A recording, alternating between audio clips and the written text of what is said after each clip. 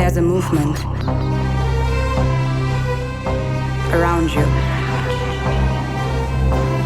within, a gathering of creative forces preparing to be unleashed, visible only to those with an open mind, those who care to look, who know where to find it, dare to wake up.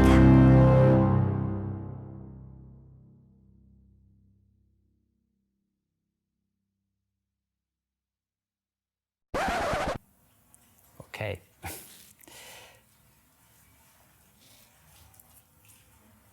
Well, this sounds really epic and stuff. It's from Interstellar, the soundtrack. And it's basically saying something, not just for me, not just about star travel and that we should aim higher and not just look down in the dirt, but really, have ambition. But it's also in terms of what we are doing as an industry.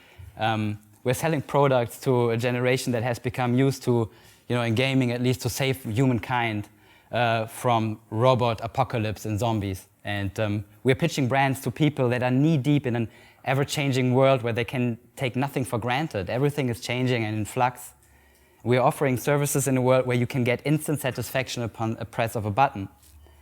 But I think still some people think a TV commercial will cut it, or a banner is, the latest in tech. That doesn't work anymore. We have so many platforms, we have so many interests, we have personalization, it just doesn't cut it anymore. But maybe, if we're bold enough, we can go a step further. And for us, this might not be something new to engage into more storytelling, but for some of our clients, I think, it's still a big challenge, and they really have to be brave. So we have to encourage more them than us to really go the next step. And to do this, and that's my conviction, we have to engage into transmedia storytelling. And for that, I have two assumptions. The first assumption is that everyone here in the room, if they like it or not, are wired for experiences. We can't live without it. We can't just make sense of the world if we don't put it into a context of an experience we have. It's all holistic. We don't go in one direction and that's it. We are not robots. God bless. But that's not my opinion only. That's not a gut feeling. That's also the feeling or the conviction of the company I'm working for right now. We have more than just, ads. We have stories. We have immersive experiences that come from that. Emotion. And the second assumption I'm doing for this presentation is I think we're all wired for play. We are homo ludens, the playing human. And even though for some this might be lowbrow and not really cultural, playing games or whatever, my conviction is that this is crucial to understanding things in our world. And not just my conviction again, but also this guy again who says, in terms of storyscaping, we have a participatory, and that's really important, and immersive experience. And you can only participate if it's fun. I mean, you don't participate if you don't like it. So to do this, to realize this, we can go into cross-media storytelling that takes bits of platforms, video maybe, or social, and then kind of copies the story in a format that's proper for that format. And this might then look like this, it's cool, it looks cool, but it doesn't really make sense. It's not a holistic view of it. And then you can go transmedia, which is, again, you have these pieces of information, but now each piece of information doesn't reflect the entire story, but is maybe just an aspect of the story, or maybe just a side character of the story, and doesn't, replicate the entire story that you're telling. And doing that gives us the chance to, if people connect the dots, give them a feeling that they're immersed into that story, that they have all kinds of aspects known of that story. And Henry Jenkins, one of the people who kind of coined the term, put it this way. I won't read it now to you, but basically it says that if you have different media and different channels, you can optimize stories for these channels, and the story doesn't have to replicate the entire story, but just an aspect of this that is most suitable to that piece of media or channel. And that's really very complicated to really realize, to do this. So lots of people say, okay, that doesn't work. You can't make up a whole, patchwork, a whole puzzle set of pieces that kind of grip into each other, but on the other hand are standalone versions of tiny stories. It's too complicated. But I think it does work, and there's a lot of proof out there that people have done this already. But for me personally, I always had the gut feeling that it's working, but I kind of started to hold presentations like this one about this topic. But people said, okay, it's really cool stuff, and it really sounds nerdy, and but it's too complicated. Our client won't understand it, and actually, honestly, I think we are not really capable of doing this, and it's all not working. And we can't do it just by ourselves. We need this, and we need this, and we need this, and we need those, and people, and production, blah, blah, blah. So I was kind of sick of it, and I said, okay, screw all this. I'm just creating a kind of minimal viable product for a transmedia story. I'm just doing it myself. If nobody wants to join, then I just do it myself. And it's funny because I didn't really know what I was getting into. I was just starting from scratch and trying to do something like a proof of concept, basically, of the whole thing. And that means, I wanted to be very humble, do a very small version of a story I would like to tell, maybe more into the direction of an alternate reality game, so people get immersed into the story if they want to or not, in their daily lives. And I was basically focusing on my colleagues at the agency I was working at to create a small version of something actually really big. So I'm a little bit ashamed to say this, but I used them kind of as a guinea pigs for my test run. But I had the best intentions. So I started out to kind of plan this a little bit. But very humble, very small, and not really, it looks not humble, but that's not a picture of my board, though. So I set different goals, 4 goals. First, I would have, at that time, I wanted to create a team that's kind of going with me on that journey later on, once the prototype was done, once the minimal viable product was done, and kind of join me to really collaborate to write a cool story, like a big story. Like I would have a guy from our agency that is perfect in video editing, a story writer, maybe a concept person, a designer, so forth. So far, it was just me, so it didn't really work. So that's why I needed a team. So team building was one of the top priorities as a goal. Then I wanted to create a mechanism by which those who were in the team acquired new team members and got themselves out of the loop again. So this way, it kind of refreshed and regenerated all the time. So the team wasn't stuck in the status quo and trying to, save their space and their job in that team, but be free. Go like, okay, you found out about our team, so why don't you just go into my position? I kind of recline and go back, go out of the team. So it's a constant refreshing of the team. And then I wanted to motivate people to inspire their colleagues while they were in that game. So they were supposed to take out the learnings or the inspiration they got from the game and put it into their teams where they were working at that time. And my approach was to have all of this in a very playful manner. I don't like to, I'm standing here right now talking to you, but that's not the perfect way for me actually to communicate and to transfer knowledge. I think in a gameful and playful way, it's much easier and people, get this stuff more intuitively and more by heart than just by your brains. And then I had, of course, a strategy, but as I said, humble, very small strategy. I wanted to create awareness, then curiosity for those people who got aware of the topic to dig in deeper into the story. Then I wanted to motivate them by giving them kind of, like a benefit. If you dig deeper and if you put the effort into decoding this and that, then you get more chunks of the story. So it's a give and take. I give them a quest and they kind of pick up the challenge, resolve the quest, and for this they get more spoon-fed story tidbits. And of course I wanted to realize my goals. So what I basically created was what I called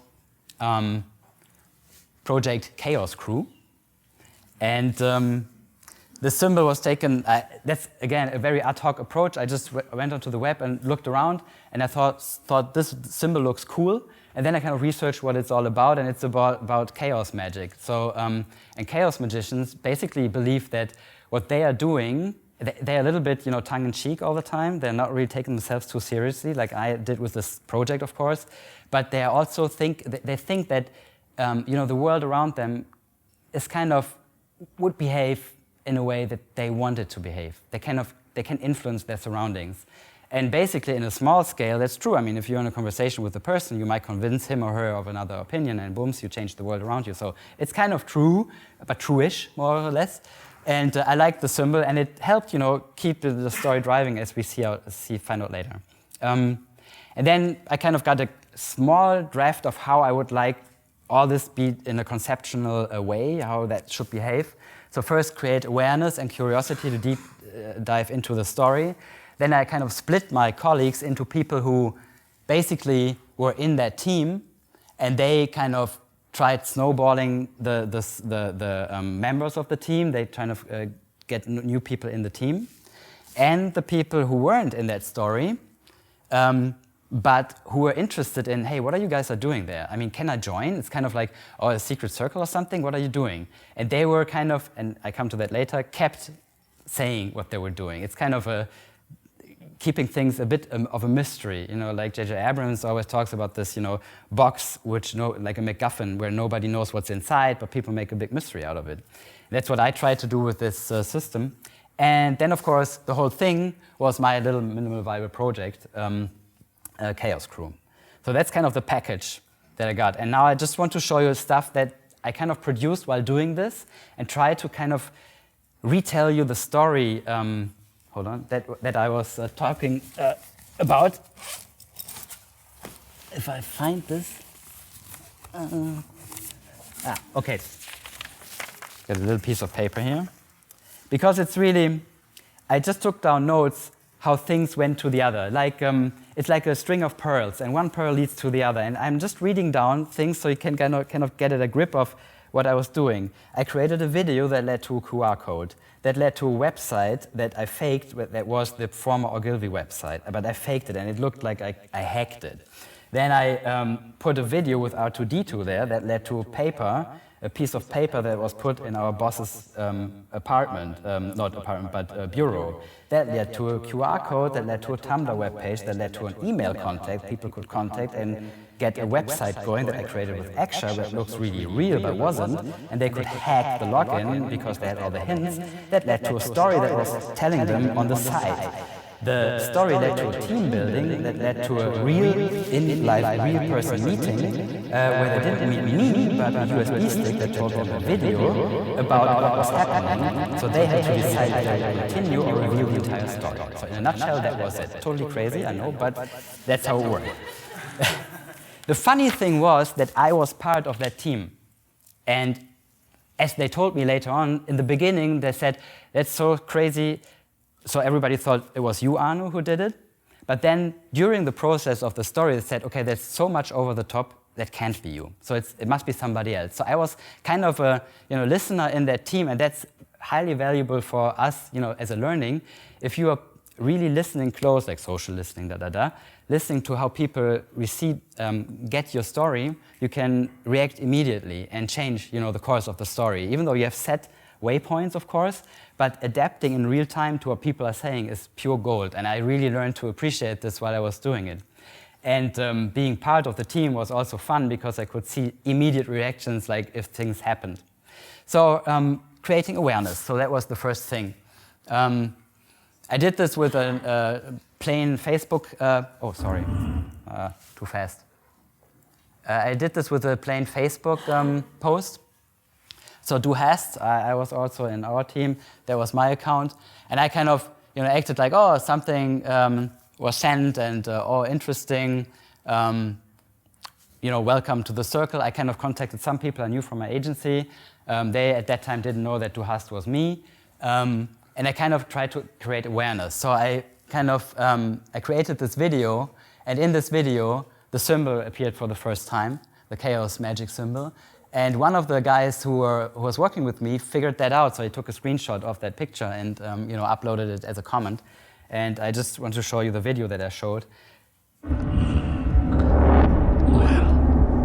now listen carefully, my dear. Prepare for unforeseen consequences. Yeah. And that was it. I mean, nothing more, just a little blip, and that's it. And it's interesting because sometimes, and again, I go to the client discussion, clients think, or they say, that's too complicated, that's too small, they won't see it, it doesn't happen. The trick is to distribute lots of these little, hints everywhere. And, one or the other will, grip, and then from that you tell the story. So I think I have to, 20 or 30 minutes, Manuela? Yeah, about 30. 30, okay, great. So I did another thing in our former agency. This here is a big monitor in the beginning, in the entrance hall of the place where I was working. So a big thing, clients, everybody goes through there, and it's kind of a promotional video for the agency. And it has a USB stick in the back. So I took a look, and they had a surveillance camera there as well, so that was kind of tricky. So I went there, I took out the stick and re-changed it with an edited video of my version of the commercial for the agency. And that commercial had 3 times that symbol, flipped in there. So people looked at it, and I saw when I arrived in the morning with my colleagues, I saw them looking at this thing, and they kind of got a little bit, did I see this or didn't I see this? So they were kind of thinking like something went wrong here. And the funny thing is our IT department, because when I plugged the stick in there again, it didn't right away start the video.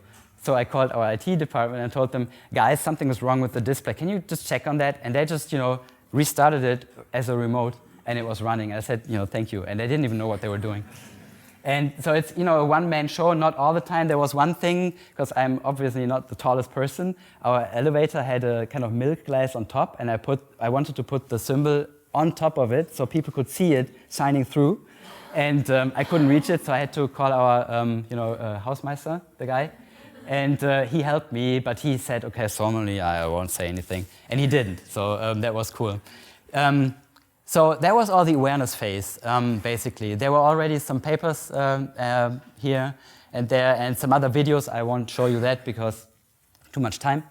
But then I introduced a little bit more, and that's now the motivational part. Now, curiosity and awareness was taken already. I mean, people knew the symbol, they were diving into the story, and into the, it's not really a real story at that point, it's more a narrative, like, okay, there's something happening, but you don't know what, and a little bit mystery.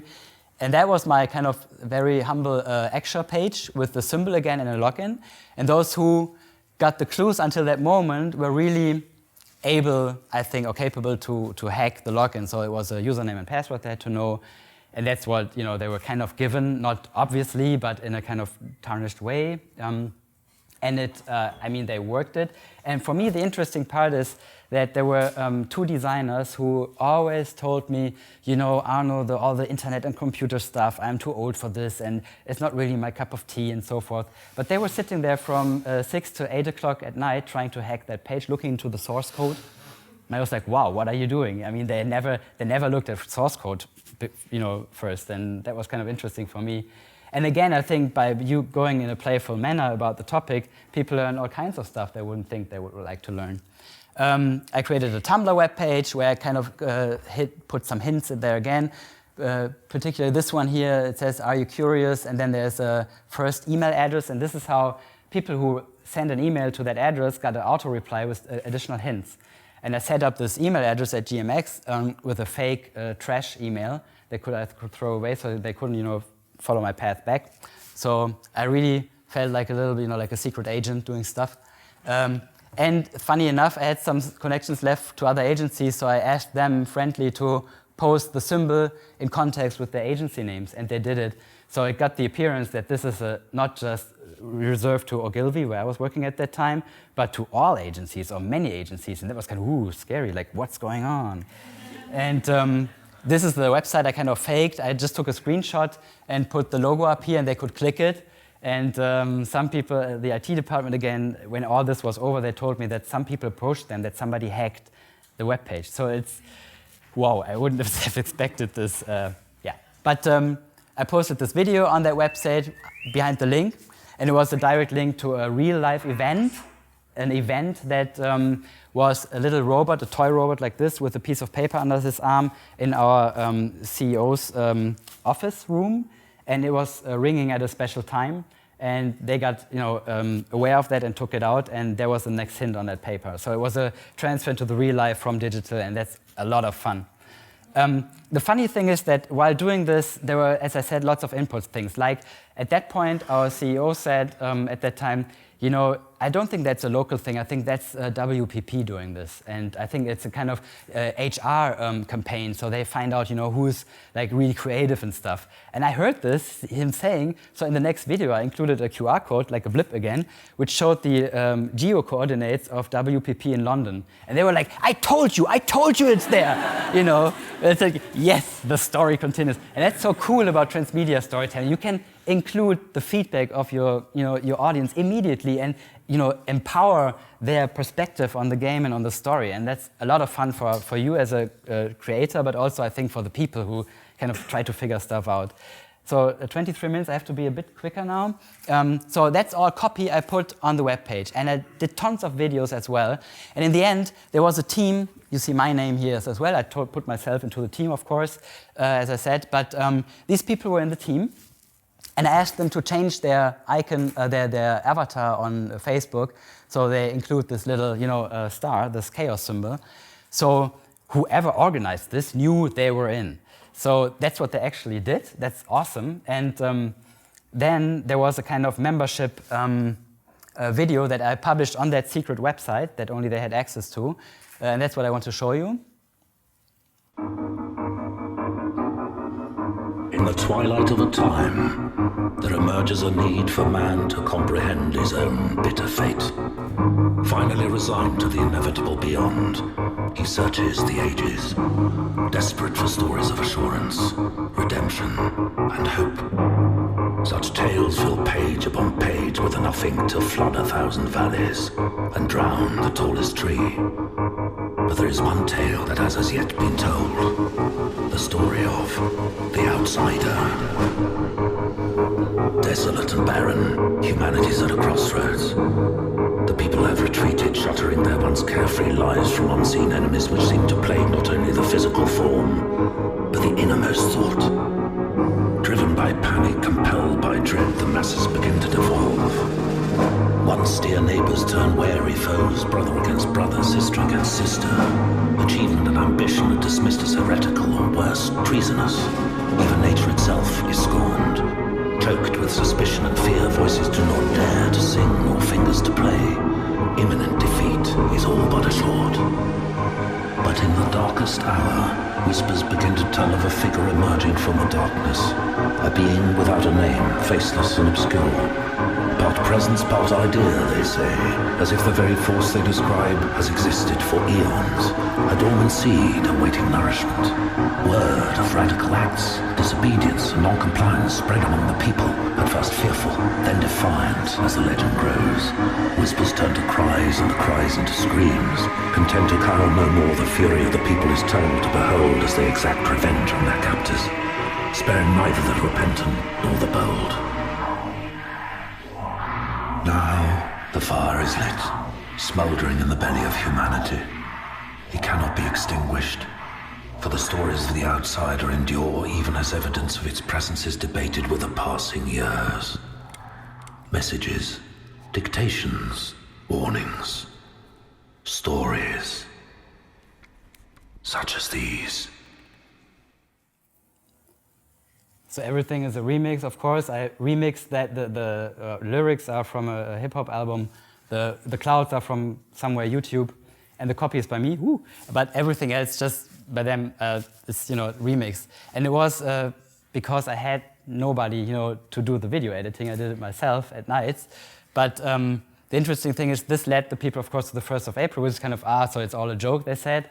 And what the promise of that page and of that video was, okay, the maker of that story would meet the team in the flesh on the 1st of April. So, and they had to go out in front of the agency with a, totally ridiculous actually, with a piece of paper holding the symbol over their heads. So they're all serious creatives, and they wouldn't ever do this, but they did. Because it's a gripping story. It's excitement. They go like, what will happen if we see the person in the flesh? And they were totally excited because I was in the team. I knew who they would meet. Here you see does it work? Yeah, here you see the elevator thing where I didn't get up. So that's kind of, I call it POS because it's in the real world stuff. And then you see the team that kind of got together in the CEO's office, and they were totally amazed and like, what's happening, kind of. And the greatest thing for me also was there were two copywriters who were really cool buddies and so, and they were both in the story, they were both in the team. And at one point there was a photo op that I'm coming to later. And one of the persons wasn't there because he had to go to a shoot. But the team took the photo shooting anyways for this organizing person, this entity. And so they got in a verbal fight because of the game in the office. And there was never any name calling or yelling in our office, never. I've never seen this in 4.5 years I was working there. And on the outside, I was like, guys, calm down, it's not so bad. But inside, I was laughing my head off because amazing, this is emotions. The game is really, pushing people forward, almost like, the wave. People are going totally into it, which was cool. But then again, there was this meeting, and there was an anonymous person I just picked up a couple of hours before, and I asked, he was not working for the agency, and I asked him to pick up pizza at a place nearby and bring it at a special time to the front door of the office. And with it, please bring the USB stick where I put a video on. And it's like the final message to the team, which I will show you in a minute. And the funny thing is, the guy, I gave him some tip, of course, because he was doing this. And I told him, if anyone asks you who gave you the order, you just tell him it's an old man with a long beard. It was funny because I'm not so old, I don't have that long beard, but just to tip them off into a different direction, because I didn't want to tell them right away in front of the door, hey guys, I did it, ta-da, which is kind of a downer, I guess. So I wanted to keep it a little bit more exciting. And the video you're going to see is kind of the final video I sent. There were some videos after this as well I created because the team, as I said, wasn't complete, and it was important to have 8 people because the axis is like 8, persons in the wheel, so forth. It had all, connections. And the thing is, I made this up while I was going along. It's not something I planned in the beginning, but I had just my goals and my strategy. But these are things I created while I was doing it, and that kind of made the whole thing really lively. So this is the final product, and of course, there are video editors in here. I'm not one of them, so please bear with me. It's not professional stuff. It's humble. It's a minimal viable product.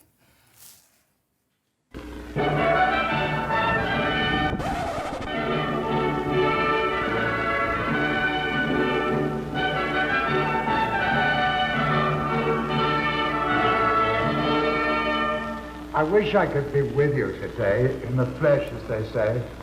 Unfortunately, I'm in India. Ever been in India? Very hot. If you don't mind, I'm going to take off my coat. Thank you for triggering this event. Curious ones. If everything went as planned, you are watching my final call to you right now. As you can see from the people around you, your success has not gone unnoticed. In fact, as you will find out soon, the Chaos Crew is not a singular phenomenon. Some may even call it a movement already with branches across the country. But let's not brag about my humble achievements in this matter. This call is about you, and you alone. And to be honest, I have always trusted in you. I knew you would hear my calling. I knew you would have the brains and hearts to follow my words and deeds. I knew that one day, I would be able to have crafted a genuinely superior team, the Chaos Crew. So, first and foremost and without further much ado, I want to congratulate you to this greatest achievement of yours. You have found each other, you bonded, each of you comprised a very unique skill set. Equipped with this skill set and your fellow crew members, I want to set you on a mission, a threefold mission. But before I will tell you about the goals of these missions, let's take the time to have a look back. It all started 2 weeks ago. I sent out a message through my proxy on Facebook, and poor fool, he didn't even know what he really posted.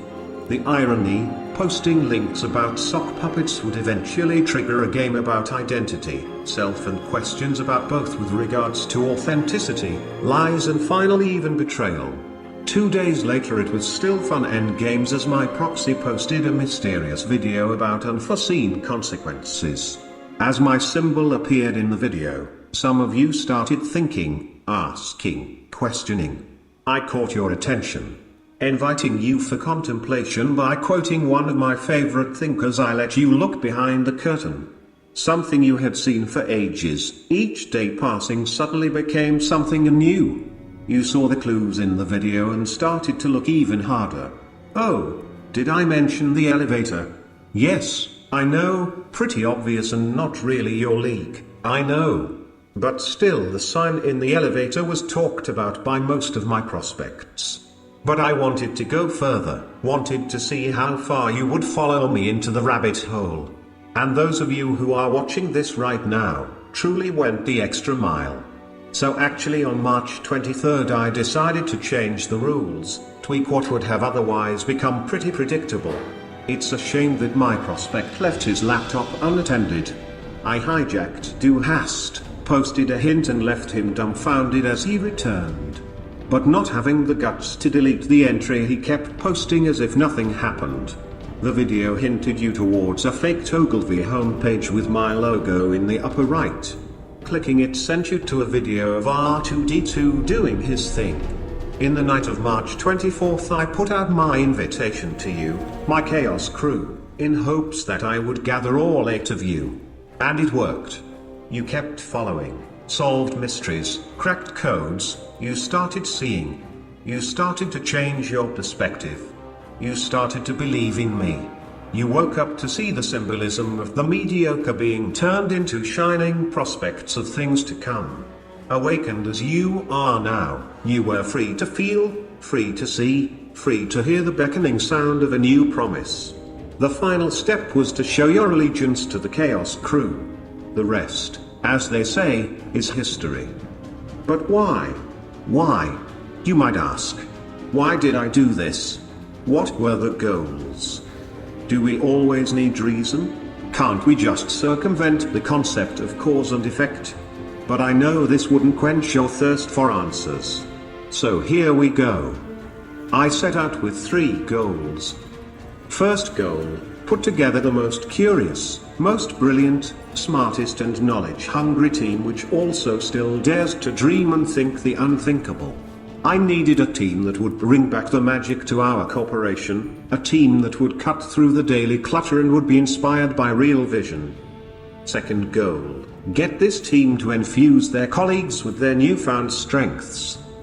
Third goal, convince the Chaos crew to set up an even more elaborate team-finding scheme for the next generation of Chaos Seekers, get them to pass the torch.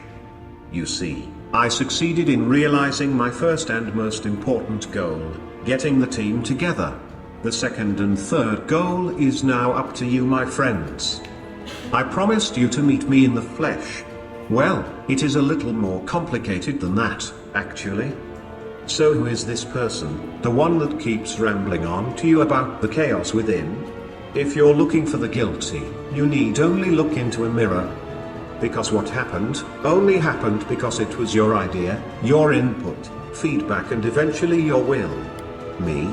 I was nothing more than a conduit empowered by your will, to have the story continued, to let the saga live another day. The chaos within clearly lives within all of you. Within yourselves there is a source of great strength, of persistence, idealism and all these habits David once told you about. Side note, he was actually one of my first apprentices. So, there you have it, all truth spelled out for you, nice and tidy. What's left to do now? It's up to you. You have 2 choices. Choice A.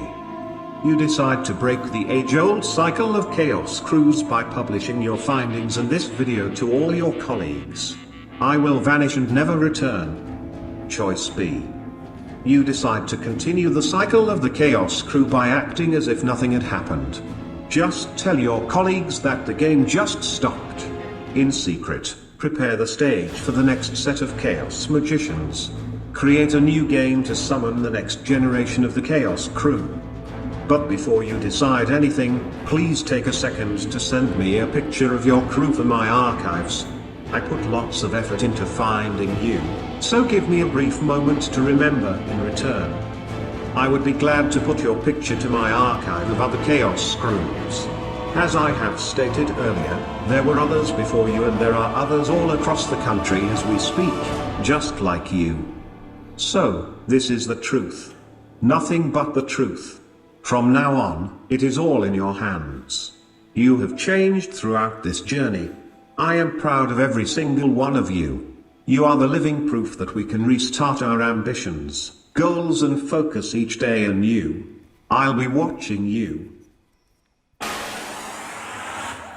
Oh, okay. So what's becoming pretty obvious is that you put a lot of, you're kind of patting people on the shoulder. You're telling them, hey, you saved the world. That's what I said in the beginning of the presentation.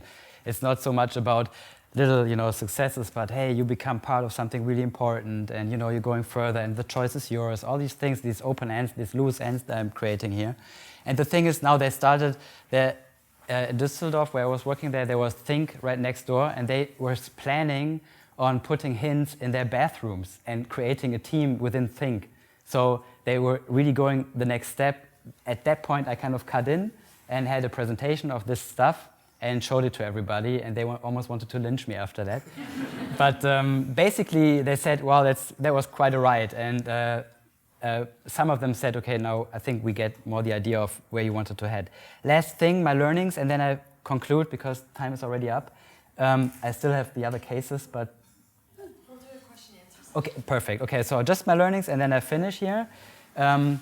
First of all, you can do something like this. That's basically my humble personal opinion, of course. There might be others who think different, but my opinion is that you can plan this on a drawing board, but then you have to be prepared to cut everything in half and do something new. But it's good to have a basic idea of where you want to go. Then, as I emphasized a lot of times on this talk, you have to re-evaluate the whole thing all the time, 24/7.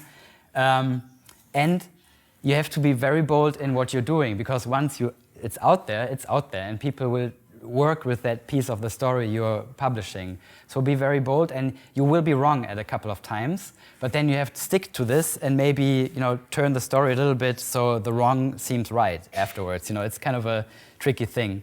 Then you have to be flexible in your story approach and how you go about it. You have to, and that's, I think, also the fun part, you have to adapt the content to player reaction and progression in the story. And sometimes that was also true. You think something is really cool, but then the feedback is, man, that's way too scary now. There was one designer, and she told me at one point when the email addresses got back and forth, Arno, that guy has our email addresses, now what? And I was like, I don't know. Or maybe he's a pervert from the internet. And I said, maybe he is, maybe he's not. So then I had to kind of go back a little bit again and say, okay, maybe it's all fine, and I had to adjust the story a little bit again. You can, as I said, correct errors once you were wrong, maybe with a better story or with a different story. And you can, I think, totally do this on your own in a small way, like in a very humble, small way as I presented it to you. It's working. And I'm also pretty sure that if you have a tight team that's 100% dedicated to something like this, this will actually work in a bigger scale way as well. But you need really experts in different fields for that, like, as I said, video, design, all these things that we're doing basically. But you need people who are 100% or 1,000% behind this and who understand the vision of the whole thing. But again, you need partners in crime, like my Hausmeister. There's also in the public sphere, of course, there might be press, or media that you need kind of to get into the game, so they, talk about this a little bit different as well, and who know maybe the backstory. And before you put something out, you really have to check that this is correct. I had so many things that went wrong, like email addresses that were sent to the wrong people, and they sent me back mails like, what's this doing with my daily life? And so there were things, that was horrible. But I learned that you have to think, to check this at least twice before you send it out, like every good work, I guess. And a really cool learning, I don't know if you can read it in the back, but if the story, not store, if the story is right, people are even inclined to use QR codes. Wow. They will, definitely. I mean, there was something I was always very critical of, QR codes. Oh, geez, show me the website where people use QR codes, the one, everybody knows it. But I found out, hey, if the story is right and if you include them, for example, in a video, something like this, people are going frame by frame to find that stupid QR code and scan it to go further in the story, to progress. And a very strange thing, boldness. I started out with a very small premise, but I figured out the more absurd and big and bold the whole thing gets, the more it's accepted. It's strange. Maybe it has a matter of suspension of disbelief, that people want to go into a story that's a little bit way more fictional than they want it to be. I don't know. But the more crazy I went and the more over the edge I went with the other agencies and then WPP and all that stuff, the more they said, okay, this can't be a thing one person did here, this must be something great, and wow, that's really cool. It's interesting. So that's kind of a takeaway for me that was most surprising to me. The bolder you become, the more it works, basically, which is cool. So we can have a lot of creative power put into these kinds of stories we're telling in a transmedia fashion. Okay, I took too much time already. Thank you for listening, and have fun.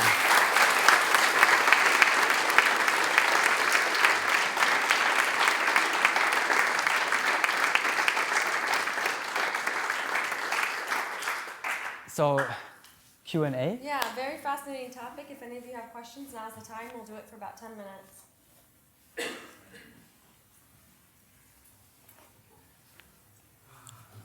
Yeah. Thank you for your interesting talk. I have a question. You said this was a small project and Yeah. it could be big, but for me it seemed very diverse. How much time do you invest in it? Yeah, that's the thing.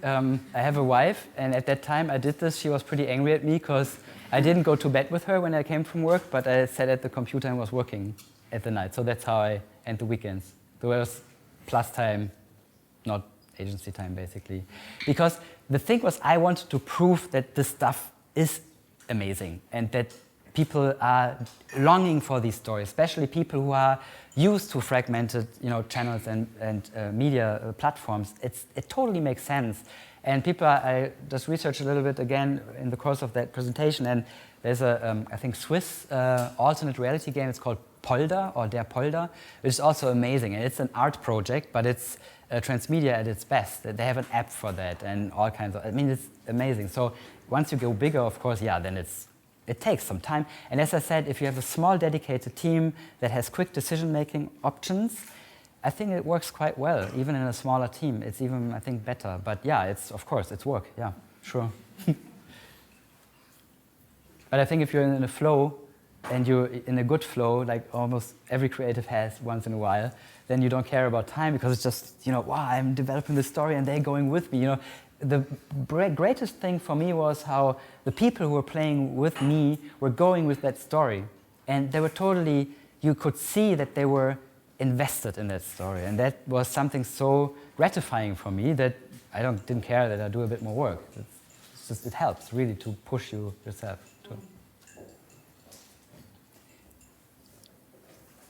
Yeah. Yeah. Was it a critical topic that they played at work time? Sorry, I didn't hear the beginning. Was it a critical topic that they played during their work time? Yeah. Was it a critical topic they played during their work time? Yes, they played it also during the work time. Yes. But then again, like as I said, after work, like after 6 o'clock, right? We all know. But then, they hacked source code. They looked at source code. Designers that didn't want to hear about source code when I, approached them before that game. So it's kind of an intrinsic thing, and that's what I'm trying to tell our clients all the time. It's intrinsic value you're bringing to the people. Yeah, but there has to be a Gewinnspiel. I said, no, you don't have to win something externally. It's here, in here. The story is in your head. That's why I showed you, let's listen to you the sound file in the beginning, because the story is happening here. And then you go, out and figure out how things are working. Yeah, did you have any thoughts about how it would work if you scaled it to maybe an audience of several thousand people, like putting it out on the internet in the open? And Yeah, actually, that was the part when they started to infiltrate the other agency. I was thinking about this, and I actually talked to my wife about this because it took on its own momentum at that point. And I said, no, I stop it because it was a little product, minimal product. But they were totally into. They were also talking to me then about throwaway mobile phones they could place in the city, so people, could call them and stuff. So they really started to generate more ideas and more ideas. And I hope I left some, breadcrumbs there that they're using in their daily work now. But yeah, I think you could scale it. And we were also talking about, including little secret codes in our real advertising work here and there. And if we split in different agencies, sooner or later, we again start this stuff. And people who are watching advertisements suddenly connect the dots and find that there's a secret message running through, television and computer and so forth, which would be awesome. But we didn't. You could scale. You could scale as far as very basic to say, but as far as your imagination takes you, basically, and as far as you are willing to put work into it, of course. Yeah.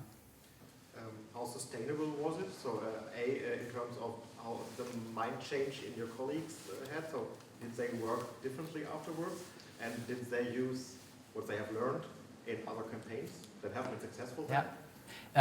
Good question. I think the first part could be a clear yes.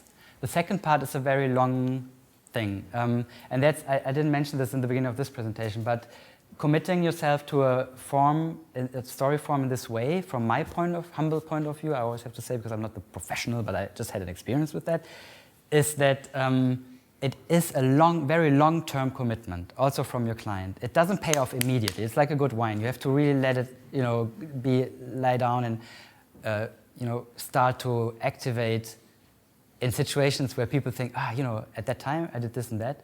But direct feedback was, well, that was awesome, let's do something like this again. So it is sustainable and it's in their mindsets. And also the people who weren't in that group kind of sometimes even told me afterwards, oh, that was unfair that you left us out. But I did it on purpose. I wanted to keep it small, not scalable, but small.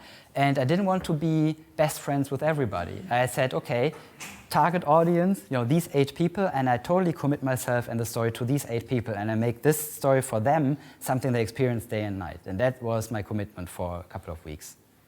So yeah, but I hope that it's taking foot in the long term. Yeah, I hope. That would be great. And that's why I'm holding this speech also, to inspire you guys and girls to do this, because I think it's really worth it. Right now in our agency we are working on similar things, in that direction. So yeah, there are application forms. Whoever wants to do something like this, join me and we do something great. Yeah. Anything else? Do you think it's easy to transform the whole concept to an idea that has a commercial background? I mean, now you have like a thing like you meant the intrinsic thing. So of course, if you get into a secret, that's maybe something that makes you very excited. But once you have like a product or a commercial interest behind it, I think there might be a challenge to keep this energy up. Definitely. It's always, it depends on how long you play it. This, for example, is definitely commercial. It's a movie, and everybody knows the 3 movies, but not a lot of people know that there were 3 computer games with this, and a DVD with animations, 8 episodes, and they're all interlinked with each other, and they all had their respective place in the transmedia construct that was The Matrix. It wasn't just one great movie and 2 shitty ones. It was a great thing. And the same in terms of, and there was, of course, fan movies and fan fiction.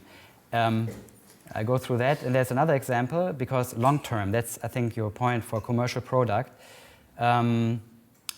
This one here is pretty interesting. It's The Secret World, a computer game, and they had an alternate reality game for that as well, which was short-term.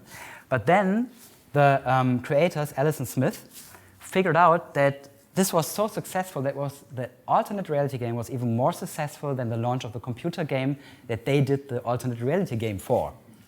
So basically what the agency that did this did, they totally switched their course. They didn't do advertising anymore, but they do alternate reality gaming in the sense of, I don't know if you know the movie The Game, and they do this for real. So they have really, health checks on people and psychological checks, and they take part in a global game of secret agents of the supernatural, and that's The Black Watchman. And it's a standalone commercial alternate reality game transmedia story that they're keeping continuing over episodes that last 6 months. So it's a semester per episode. You can buy these season passes, and then for 19 euros or something on Steam, and then you continue that adventure with the global community that is growing almost by the hour. So, but it's totally time-consuming, and I wouldn't recommend this because you lose your job and everything. So don't do it. But it's amazing. It's an experience, really. It's off and online, and you get really approached by people. There are even kidnappings happening, which are a game, but that are still happening. It's crazy stuff. But this is long-term, for example. Or the last one is Ingress, which is basically a handheld smartphone game with geo-positioning. It's kind of a treasure hunt, basically, very rough. But they had comics for this, official comics. They had a book that's a pre-story. And the whole thing started in, I think, late 2013. And the transmedia story that they're telling is still continuing today. So they have fan art here. They have the game, obviously. They have an art book for that as well. But the story is still continuing today. And they're continuing the story, writing. And there are people who are interested, like me, basically, in the story side of that game. And there are hardcore gamers who just take the mobile phone and take the app and walk through the city. It's the predecessor of Pokemon Go. So that's really something as a long-term commitment. But it, of course, costs a lot of money, too, to keep that running. And that's sometimes where clients kind of fall backwards down and say, oh my gosh, I don't pay that if I don't really know what it's happening. And the thing is, lots of clients say, so show me who has done that in my business before and it works. If you can show me this, then I'm all with you. The thing is, as I said in the beginning, or as I showed you with the little audio file, these are frontiers, this pioneering stuff. And we are pioneering not in terms of movies, games, and books. Alternate reality games and transmedia storytelling has been done in these sectors. But what if you would have to promote, I don't know, something totally boring, like a research result by a company, and you have to put a whole transmedia story around it as a kind of trap to trap people emotionally into the dry, dreary story. That's a longer commitment, and then you have to argue with your clients, is that working, is that not working? It's really tough. Yeah. Cool. I think that's all 10 the time o'clock. we Oh, have geez. Okay. today. Yeah.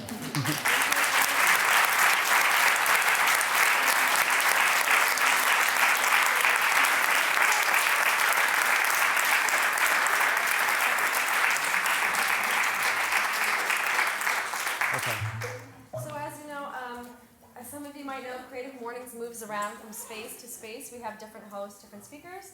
We will be here again at Sapient Nitro next month, the last Friday of next month. So come back again and stay tuned on social media. We'll post more information next time. But have a great Friday. Enjoy your long weekend. Thank